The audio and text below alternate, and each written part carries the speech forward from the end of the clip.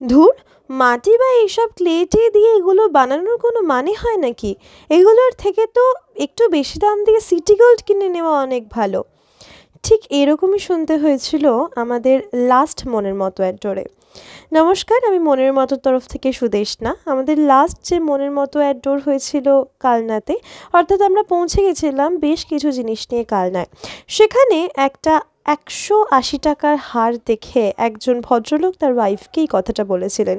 সেই হারটাতে ছিল একটা সুন্দর হাঁস আর তার সঙ্গে পলাশের দুল।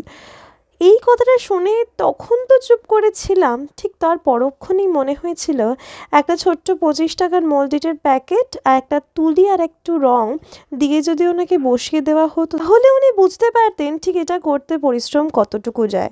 আমি চট করে এই ধরনের মন্তব্য প্রকাশ্যে আনি না বা তোমাদের সঙ্গে শেয়ার করি না, কিন্তু এই কথাটা শোনার পর থেকেই আমি এখনও ভুলতে পারিনি এবং আমাকে অনেকটা খারাপ লাগা দিয়েছে। আসলে যারা আমরা অনলাইনে সেল করি তারা তো অফলাইনের মানুষদের কথাবার্তা শুনতে পাই না সেই অর্থে, তাই কখনো কখনো ফুটপাতে বা রাস্তার ধারে বসাটা অনেক বেশি দরকার হয় বলে মনে পড়ে। সরস্বতী পূজায় বেশ কিছু ডিজাইন দেখালাম আবারও। ভালো লাগলে অবশ্যই বুকিং করতে ভুলো না। দেখা হচ্ছে পরবর্তী ভিডিওয়ে। কেমন লাগলো ভিডিওটা অবশ্যই কমেন্টের মাধ্যমে জানিও।